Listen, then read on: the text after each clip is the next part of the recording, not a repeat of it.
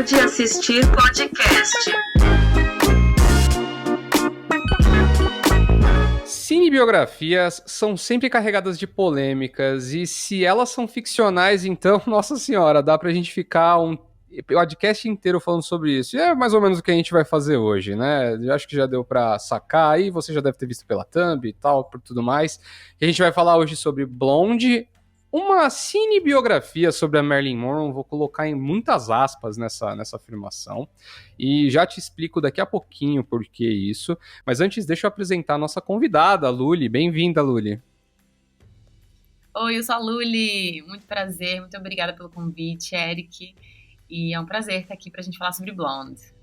Eu que agradeço, especialmente porque você me contou que acabou de assistir, então tá com a sua opinião fresquinha e perfeita pra gente falar um pouco mais sobre esse filme, que no mínimo dá pra falar que é polêmico, né? Pois é, na verdade eu saí do filme precisando de um abraço, né? Trágico, tragédia atrás de tragédia. Polêmico começa, é uma boa palavra pra começar.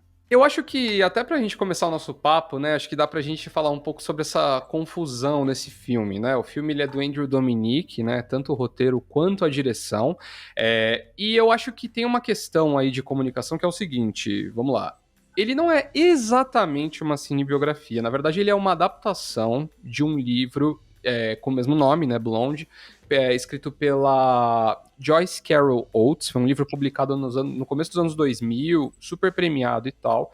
Então ele é um livro que ele pega segmentos, trechos da vida da Marilyn Monroe, mas ela cria toda uma ficção em cima disso. E aí o Dominik foi lá e adaptou esse livro. Você acha que essa expectativa de ser uma cinebiografia talvez tenha sido um dos gatilhos ali para gerar tanta crítica negativa para esse filme? Eu acho que sim, o filme se vendeu muito como uma cinebiografia, né?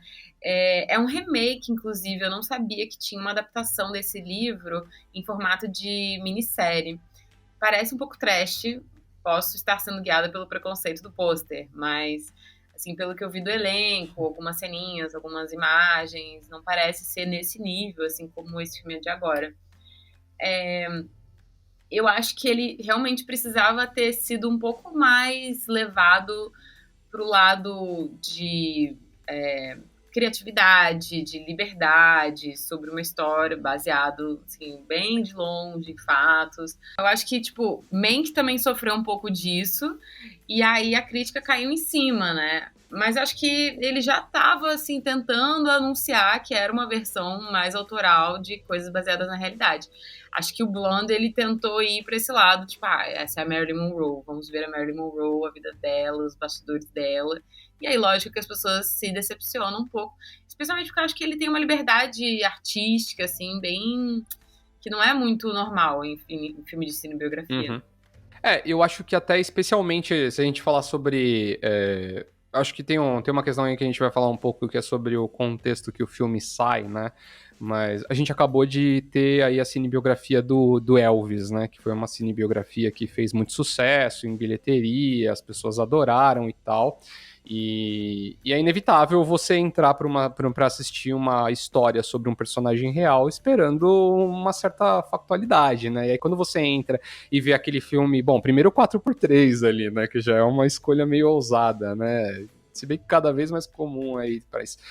Quando a gente entra e vê aquela narrativa ali que é toda artística, cheia de significados, simbologias e tal, realmente deve causar um estranhamento inacreditável.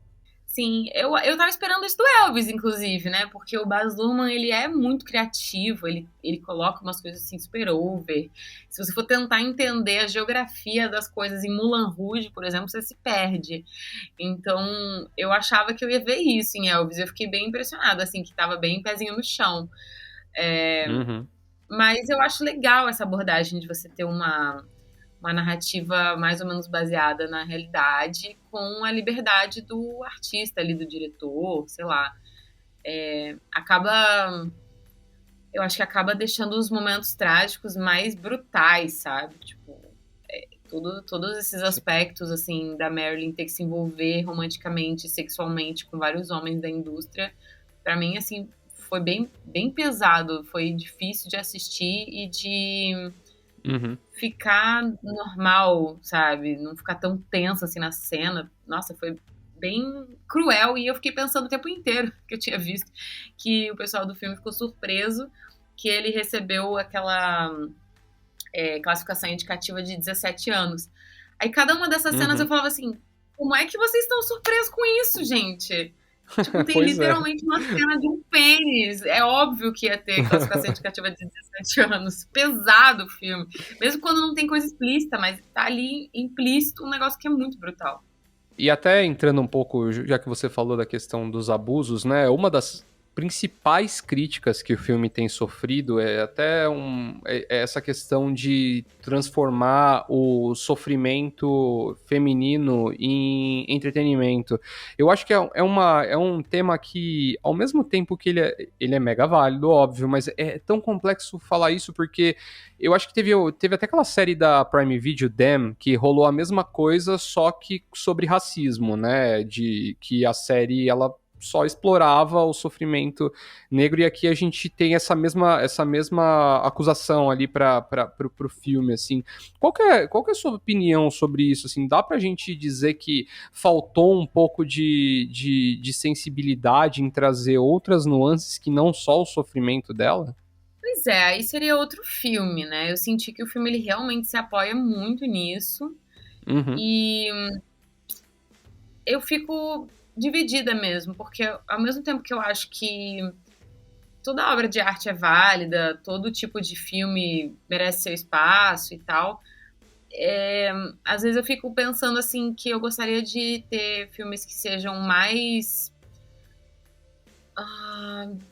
não vou dizer desafiadores, mas inovadores, talvez, mais criativos, mais diferentes, que tenham o tanto de atenção que esse filme recebeu, sabe? Eu acho que ele foi super espetacularizado, porque a Marilyn Monroe era uma pessoa muito cativante, ela é famosa até hoje, assim, tipo, mesmo quem não era nascido na época dela, já viu algum filme dela, conhece a história, mesmo que seja por alto.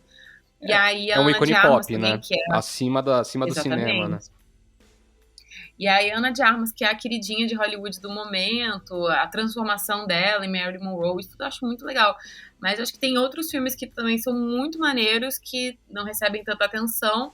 E aí pode ser que haja uma fatia aí de espectadores que celebrem essa glamorização do sofrimento, essa espetacularização do sofrimento dela, e eu acho que também acaba chegando em pontos sensíveis para quem já passou por situações parecidas, tipo, no final dos créditos tem lá um telefone, se você ou alguém que você conhece está precisando de ajuda e tal. Eu fiquei assim, gente, se essa pessoa está precisando de ajuda, ela não vai conseguir chegar no final do filme, porque é muito brutal. Não então, mesmo. Acaba sendo um pouco hipócrita, assim, sabe? E aí, quando eu vi que era um diretor homem, eu fiquei assim, não sei exatamente, porque é muito diferente a maneira como um diretor homem e uma diretora mulher abordam cenas de sexo. Mesmo quando a gente tá falando de sexo, de violência sexual, né? Ali no caso do filme da Marilyn tem os dois tipos. E aí eu acho que quando é pelo prazer dela, que tem cenas onde ela tá se libertando sexualmente, ela tá em busca do prazer dela, é uma mega erotização, assim, que eu fiquei assim, vamos com calma, cara, vamos pra terapia, sabe? Esse diretor realmente podia se beneficiar um pouquinho. E quando são cenas de violência sexual, elas continuam sendo eróticas, assim, elas continuam sendo um lado do desejo, do male gaze, que a gente fala muito isso, né? O olhar masculino. A pornografia, atualmente, ela é muito baseada... Atualmente a gente tem outras opções, mas ela sempre foi muito baseada no olhar masculino, na subjugação de mulheres. E aí existem vários estudos que mostram que quando os jovens, homens ou mulheres, vão ter suas primeiras experiências sexuais, se frustram muito, porque veem que não é exatamente como é nos filmes. E... Enfim, eu comecei a devagar por um tema muito longo, que é uma parada que me interessa muito. Mas claro. Eu acho que tem um pouco disso, assim, sabe? Tipo, olhar pro sexo. No caso do sexo consentido, né? Pelo prazer dela, como algo super erótico, super que dá vontade de estar ali no meio. E a violência sexual, ela vai pro lado do, nossa, olha que horrível, mas olha como ela é gata fazendo isso, sabe? Tipo, aquela cena dela fazendo um sexo oral ali, gente, eu fiquei chocada, porque eu achei que realmente parecia... ficou nítido que era um homem dirigindo, sabe? Tipo, isso pra mim é uma questão que eu levantei já na época de 50 Tons de Cinza. O primeiro filme foi dirigido por um homem, o segundo foi dirigido por uma mulher. Contrário, na verdade. Primeiro por uma mulher e o segundo por um homem. Dá pra ver claramente as diferenças de enquadramentos, de escolhas, de cenas, de posição, de tudo isso.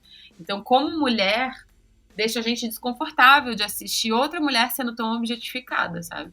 E especialmente se ele tá querendo fazer a tese do filme dele olha como a Marilyn Monroe foi explorada pela indústria, como ela era vista como um pedaço de carne. Estou eu aqui novamente colocando esse pedaço de carne Fazendo pra ganhar mesmo. meu dinheiro. Exatamente. Fazendo mesmo. Pois é, cara, eu concordo 100% com você. Opinião que ninguém pediu. Antes da gente contar o que a gente achou do filme, se a gente gostou, se a gente não gostou, vou puxar o Momento Jabá, lembrar vocês de seguir o Pode Assistir no Instagram, lá no @pod.assistir. Você também pode encontrar a gente agora no YouTube, no canal do Pode Assistir. Se você já estiver vendo a gente no YouTube, deixa um like nesse vídeo. Se você não for inscrito ainda no canal, se inscreva.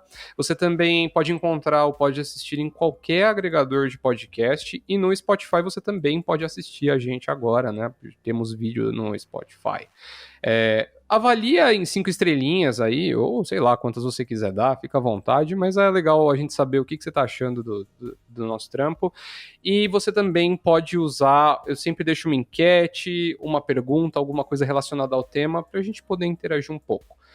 Nas minhas redes pessoais, você me encontra como Eric Paulucci, Eric com K, Paulucci com 2 S no final, e aliás eu já vou deixando aí, eu tô fazendo bastante conteúdo agora nas minhas redes pessoais, e quando esse podcast for ao ar, vai ter um videozinho lá falando sobre fatos e mitos em relação a Blonde, né, o que aconteceu de verdade, o que é 100% mentira. Então se você ficou curioso para saber, entra lá e segue. E Luri, vou deixar o espaço aberto agora, pode divulgar aí o que você tá fazendo, onde as pessoas te encontram. Ai, nossa, aí é complicado onde as pessoas me encontram. Mentira, gente. Eu tô há 11 anos fazendo conteúdo pra internet sobre cinema, então o meu canal no YouTube chama Luli de Verdade. Não está muito movimentado, mas tem uma base gigantesca aí de 500 vídeos pra assistir. Eu faço as lives do Estação, que é um cinema de arte aqui no Rio, então toda quarta-feira eu entrevisto alguém do audiovisual no perfil do Instagram do Estação, Estação Net de Cinema.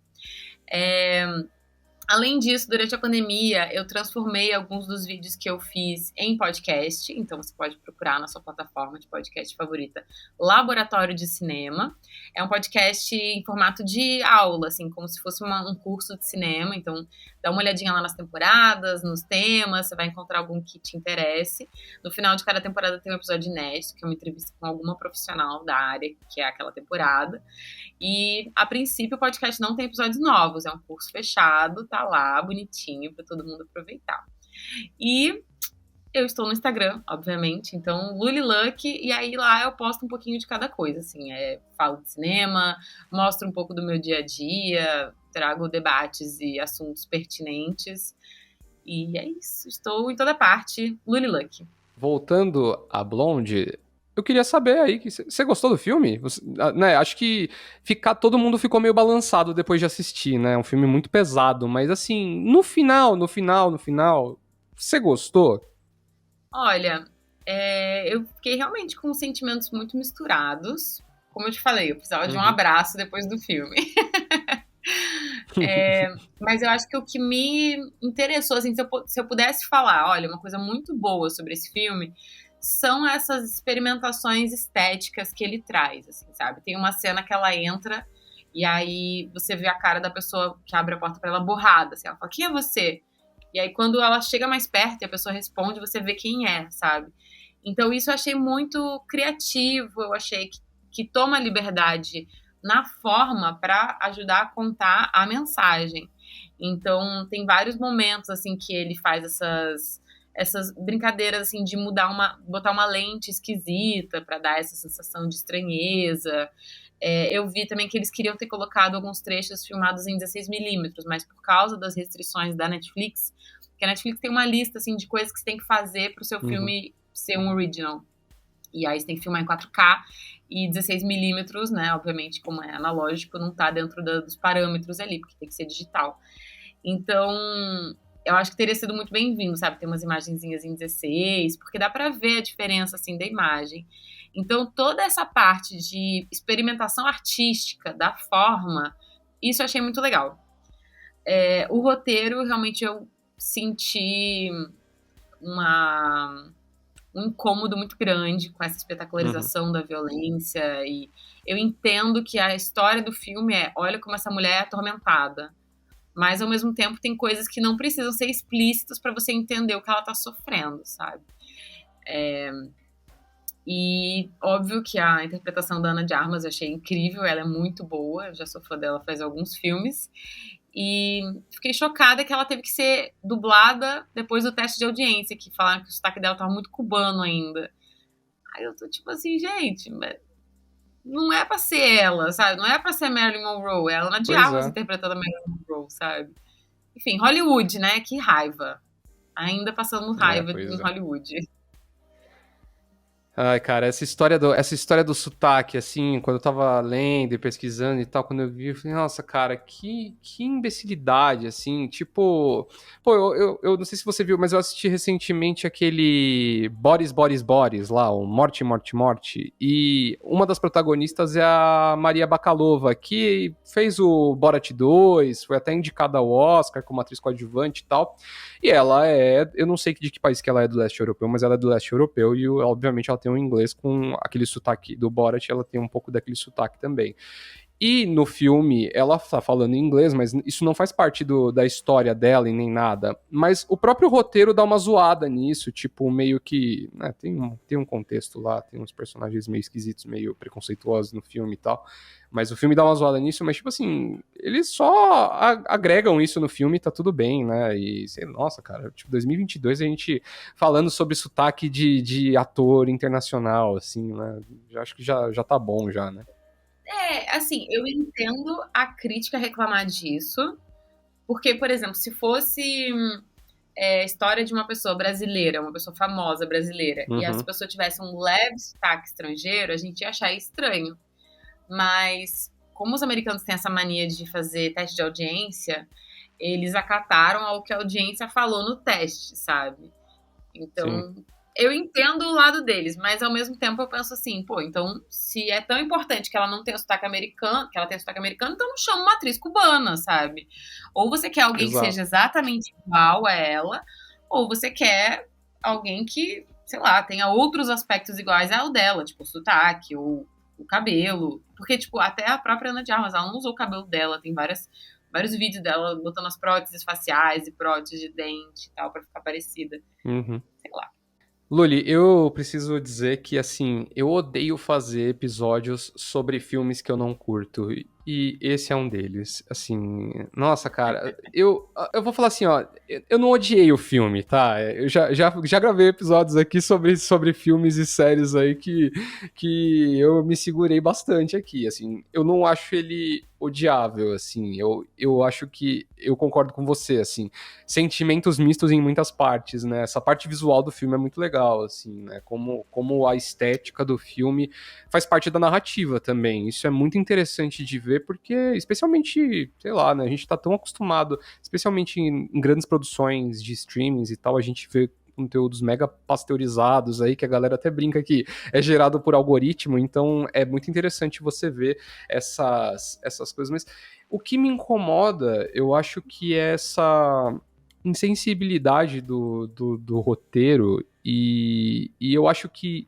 tem um lance, cara, que me incomodou muito, que foi a questão desse destaque pro lance do aborto, cara. Porque eu entendo que o filme não é uma propaganda anti-aborto, assim. Eu entendo que ele quis explicar um pouco que ali, que tem essa questão da psique dela sempre voltar para ela como criança, para os traumas anteriores e tal, beleza, isso dá para entender. Mas é que o contexto que o filme é lançado, ele vale, cara, não dá para você descartar isso. E assim, e aí no momento em que, né, não vou nem falar do Brasil, mas no momento em que nos Estados Unidos está rolando uma disputa gigantesca lá sobre direitos das mulheres, especialmente em relação ao aborto, né? Tinha uma lei marcial lá que foi cassada, então tá rolando uma disputa jurídica para tentar reaver os direitos sobre legalização do aborto lá e tudo mais. E aí você tem um filme que, assim, tem, cara, nas mãos erradas, aquilo vira uma propaganda pró-vida, assim, sabe? Então, ficou muito esquisito. Isso me tirou do filme, assim, de verdade. Assim, me tirou do filme. De novo, esse feto tentando falar, entendeu? Pra que isso, cara? Sim, nossa, com certeza. Isso que você apontou desse contexto da lei, né, do Roe versus Wade. O filme, ele começou a ser gravado antes da pandemia, então, lógico, é outro momento e tal. Mas eu realmente concordo com você, assim, podia ter sido feito de uma outra forma, sabe? Colocar o desejo dela de ser mãe em contradição, né? Ou em conflito com os interesses da indústria sobre ela. E acho que dá pra fazer de uma maneira mais...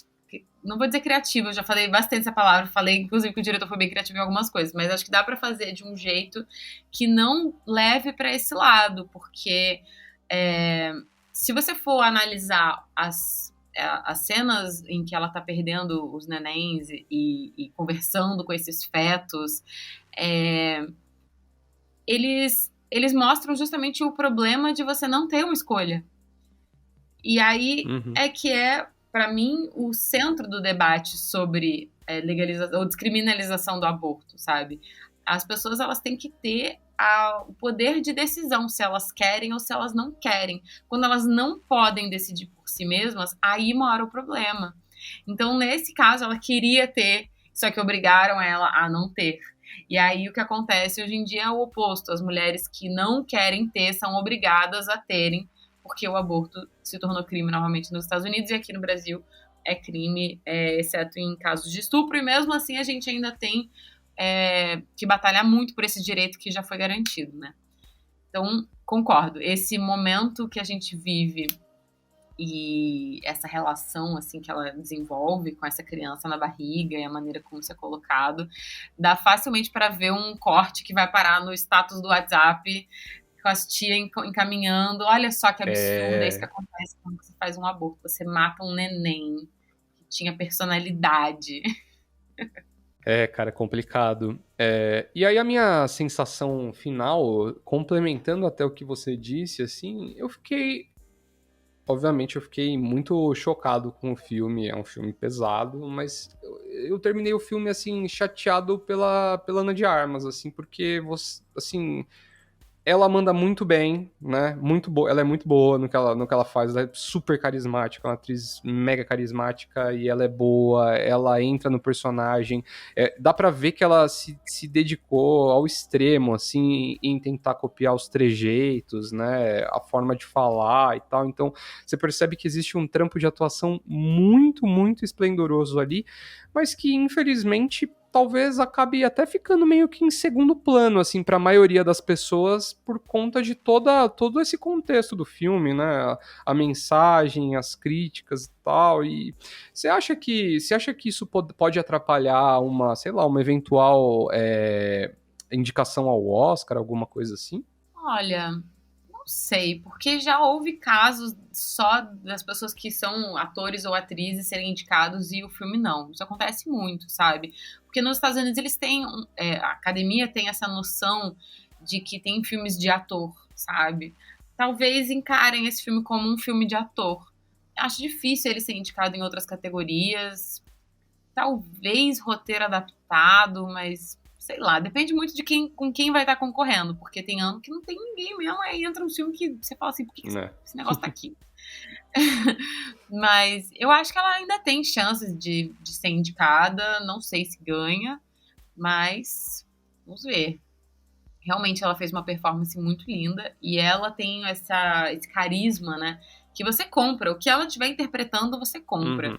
E acho que o filme se sustenta muito nisso. Porque se eu pudesse chutar, assim, que a gente tem essa outra versão, né, do filme, que era uma minissérie. Não tivemos acesso a ela, não vimos. Mas eu imagino que por isso, né, por não ter alguém tão fascinante quanto a Ana de Armas, essa minissérie não foi tão longe quanto o filme agora, que foi direto pra Netflix. Ah, com certeza. A gente até falou aí recentemente, ela fez aquele filme de ação do com o Ryan Gosling pra Netflix também, esqueci o nome do filme, enfim, tá aí no feed aí, só voltar um pouco aí que vocês vão achar. Que, cara, é impressionante, assim, o quanto ela se destaca, assim, em relação às outras pessoas, não só... Mas porque ela é uma presença magnética, assim, né? Ela entra em cena, você para o que você tá fazendo e presta atenção nela, né? Ainda que você esteja mexendo no WhatsApp, no TikTok ou qualquer coisa do tipo enquanto você tá assistindo o filme. Sim, sim. E ela vem de uma escola de atores de Cuba. Talvez a gente não tenha muito parâmetro para comparar, assim, porque a gente não tem tantos atores cubanos quanto a gente tem americanos, ingleses, enfim. Mas é muito interessante para mim, porque eu vejo que os atores latino-americanos, eles acabam tendo um tipo de interpretação específica, assim, que é meio natural da nossa cultura, sabe? De ser mais caloroso, de ser mais, sabe, gesticula, fala alto e tal. Só que Cuba se tornou uma exceção dentro da América Latina, porque apesar de ainda ter alguns traços muito parecidos com a gente, por eles terem ficado muito tempo fechados, né, e ainda terem um pouco dessa separação, não houve tanta mistura. Então, é muito interessante ver uma atriz de Cuba fazendo o nome dela em Hollywood e vendo essa potência, esse magnetismo mesmo, né? Você não consegue parar de prestar atenção nela. Uhum. E acho que, assim, talvez ela seja o principal nome entre as atrizes de Hollywood no momento, assim, né? Dessas pessoas que assim como Marilyn Monroe, né, levam a pessoa para assistir o filme, né? Você tá indo ver também, né, além de qualquer contexto ou sobre o que é o filme, você tá indo ver o filme da Ana de Armas, né? Acho que ela já tem esse cacife na indústria, né? Sim, eu acho que sim. Se eu for colocar assim, os nomes de atrizes que estão em ascensão, que estão bombando e tal, eu coloco sempre a Zendaya e a Ana de Armas, sabe? As duas estão num ponto de estrelato, né? Que qualquer coisa que elas vistam, que elas postem, que elas falem, que elas trabalhem, as pessoas vão prestar atenção. Zendaya, Ana de Armas e Timothée Chalamet, cara. Você liga a televisão, eles estão em algum lugar, assim, impressionante. É verdade. É mesmo. Corre o risco de um deles entrar aqui no podcast aqui sem querer, se a gente continuar falando muito. Você também pode gostar de... Bom, Luli, e pro pessoal aí que, sei lá, né, não sei se de repente não gostou de Blonde, ou saiu meio cansado, ou saiu querendo ver mais alguma coisa relacionada, gostou de alguma forma do filme, se identificou de alguma forma do filme, gostou e gostaria de ver outra coisa, o que você indica pras pessoas? Bom, ainda nessa vibe sofrimento feminino, mas acho que abordado com um pouquinho mais de responsabilidade, o documentário da Amy Winehouse, que acho que ela tem uma trajetória mais ou menos parecida, assim, com a Marilyn Monroe, do ponto da fama atrapalhar a vida pessoal da pessoa, a ponto dela perder a sanidade, né? Foi um documentário super elogiado na época, premiado, então quem perdeu a oportunidade de ver naquela época, veja agora. Se a pessoa ainda tá, assim, tomando banho nas suas lágrimas e quer continuar nessa piscina de lágrimas, eu recomendaria também Melancolia, do Lars von Trier, que também é um filme duro, triste, sobre uma mulher contra o mundo, uma mulher que tá lutando com uma coisa que ela não sabe explicar muito bem o que é, e é lindo, assim, é um dos filmes que eu acho mais tocantes, difícil de ver e subestimado, assim, as pessoas não necessariamente conhecem Melancolia, conhecem o trabalho do Lars von Trier, mas nem todo mundo viu Melancolia. Talvez tenha visto o Dogville ou Ninfomaníaca, mas eu gosto muito, quem sabe Quem curte uma tragédia, quem curte um filme triste, vai gostar. Eu acho que Melancolia foi um filme que foi apagado pelas polêmicas do próprio Lars von Trier, porque, se eu não me engano, no ano que ele estava promovendo o filme em Cannes, começaram a surgir uns boatos de que ele, sei lá, ele fez alguma piada com xenófobo, alguma coisa assim, ele falou alguma asneira e aí o filme acabou enviesando um pouco aí nessa questão, mas realmente é um baita filme. E sabe que a hora que a gente tava falando antes da gravação sobre, né, que às vezes a gente indica coisas que, sei lá, de repente lembram a gente na forma visual ou na forma de contar o filme, eu fiquei pensando um pouco também que o Lars von Trier tem essa questão de contar as coisas de uma forma bem metafórica, assim, visualmente falando, né? Sim, eu acho que ele também é uma pessoa controversa, não só por essas declarações que ele deu na época do Melancolia, mas, tipo, a Nicole Kidman, que trabalhou com ele no Dogville, falou que não trabalharia de jeito nenhum de novo, que ele maltratou ela no set, sabe? Tipo, meio que em nome de preparação de elenco, que ele foi meio babaca. Eu não sei exatamente, mas, enfim, o filme é muito foda e... Desculpa, a gente vai falar palavrão no podcast. Pode sim, fica tranquila. E eu acho que a Kirsten Dunst também tá muito bem no filme, então é um filme de atuação, né? Cara, a gente não combinou as indicações, mas eu vou trazer uma aqui também que vai um pouco... Vou aproveitar que você falou duas, eu vou indicar duas também. A primeira delas é um documentário, isso não foi combinado, tá, pessoal? A gente falou rapidamente antes de gravar aqui sobre indicar e tal, mas nem combinou. Mas eu queria indicar o documentário sobre a Brittany Murphy, que é What Happened Brittany Murphy, né? É um documentário, ele é dividido em 3 ou 4 partes, de 2021, tem na HBO Max. E, bom, a Brittany Murphy, ela é dá pra falar que ela, de certa forma, é uma Marilyn Monroe do século XX, assim, né? Porque ela estourou muito jovem ali na carreira, né? Fez um baita sucesso e tal. E acabou morrendo aos 32 anos em 2009, né? Sob circunstâncias super misteriosas ali. O laudo da autópsia foi de pneumonia, mas esse documentário ele meio que se propôs a tentar trazer um pouco de ordem às coisas que aconteceram, porque, cara, é um desses nomes que tá envolvidos até em teorias da conspiração, né? Muitas vezes ela e a Marilyn Monroe nessas teorias da conspiração acabam sendo relacionadas e tal, e o que a gente vê nesse documentário é que, cara, ela foi, assim, abusada pela indústria, como a Marilyn, né? Assim, foi obrigada a fazer umas dietas malucas pra emagrecer, teve que mudar de cabelo, e aí no final ela acabou se envolvendo com um cara, um relacionamento extremamente abusivo, e assim, o que o documentário indica é que esse cara pode ter diretamente, assim, um envolvimento na morte dela, né? Não que ele tenha assassinado ela, mas sei lá, criou condições para que ela ficasse extremamente doente ao ponto de morrer com 32 anos de pneumonia, que não é algo comum, né?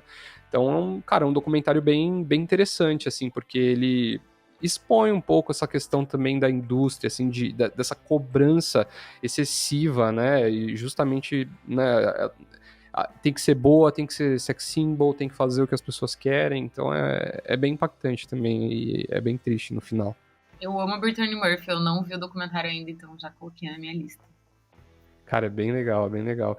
E o outro que eu queria indicar, e aí também indo um pouco nessa linha, visualmente falando, né, esse filme, a hora que eu tava assistindo também me lembrou muito Estou Pensando em Acabar com Tudo, que é um filme da Netflix também, do Charlie Kaufman, filme de 2020, que a gente tem um episódio aqui no Pode Assistir sobre ele, então se você quiser saber um pouco mais, vai lá e assiste, mas ele é um filme que essencialmente é sobre um casal que namora há não muito tempo e ela vai conhecer os pais dele que moram numa comunidade rural meio afastada, no meio de uma nevasca, e aí é um filme do Charlie Kaufman, então existe uma certa dificuldade em entender o que está acontecendo, o que está passando na cabeça, e o que é alegoria, o que não é, e eu acho que tem um pouco disso, né, em Blonde, então acho que é uma boa... uma associação interessante. Eu adorei quando você falou isso antes da gente começar a gravar, porque tem tudo a ver mesmo. É um filme que é pra você ver com essa mente aberta, sabe? Você não vai ver uma história com começo, meio e fim. Ele é de experimentação, ele é sensorial. Então foi uma boa conexão que você fez aí de Blonde, como estou pensando em acabar com tudo. Eu lembrei de mais 2 coisas que me lembraram Blonde. Posso falar? Claro, manda, lógico. Quanto mais indicação, melhor. Aí que a galera fica com a Não lista é? cheia pra assistir aí o final de semana inteiro. Engordando a lista de todo mundo. Quando você estava falando sobre a Brittany Murphy, eu me lembrei de um filme chamado Honey Boy, que é do Shia LaBeouf, que é um pouco sobre a vida dele. E aí mostra a relação dele com o pai dele, que era a pessoa que queria que ele ficasse famoso, ele era child star também. E aí, tipo assim, quem conhece o nome do Shia LaBeouf, em geral, sabe que ele já teve várias histórias muito problemáticas em Hollywood, já foi pego dirigindo embriagado, teve problema com drogas. E aí esse filme ele mostra um pouco assim do quanto que a fama pode zoar a cabeça de alguém, né?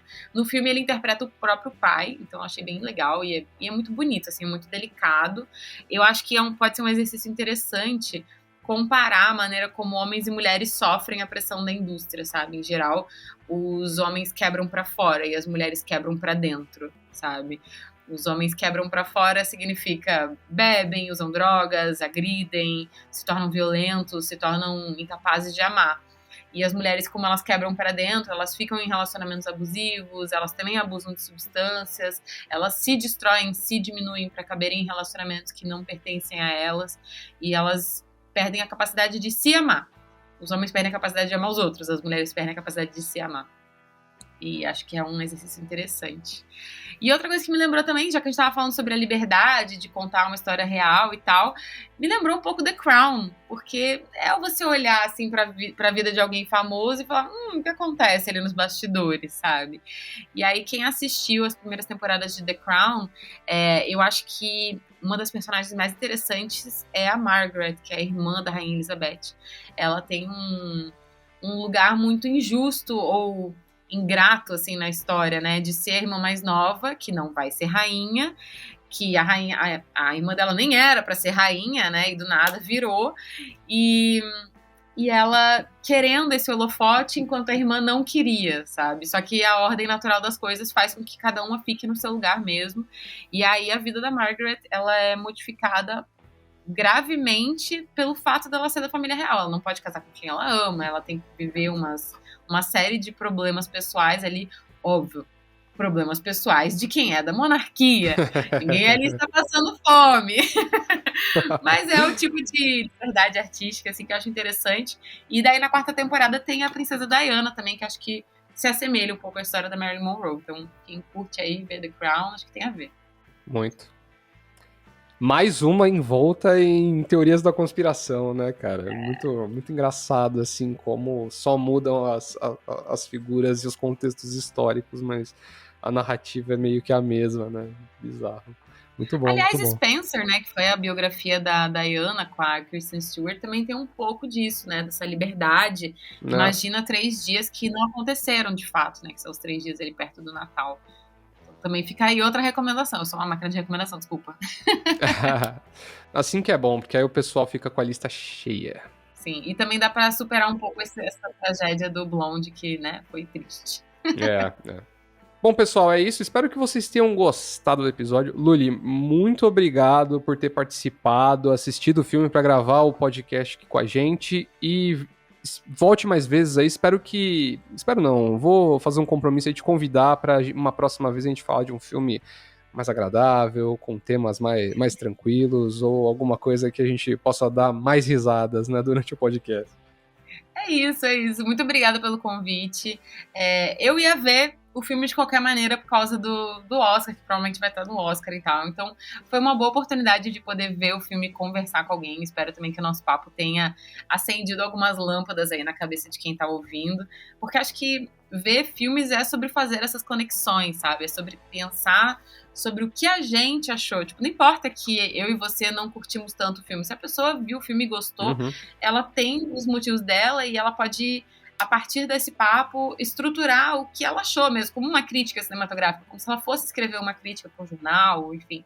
Então, embasar bem o seu ponto de vista é fundamental para ser um bom espectador, um bom cinéfilo. E foi um prazer poder conversar sobre o filme aqui com você hoje, Eric.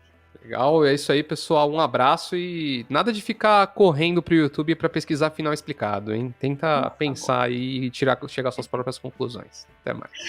É isso. Tchau, tchau.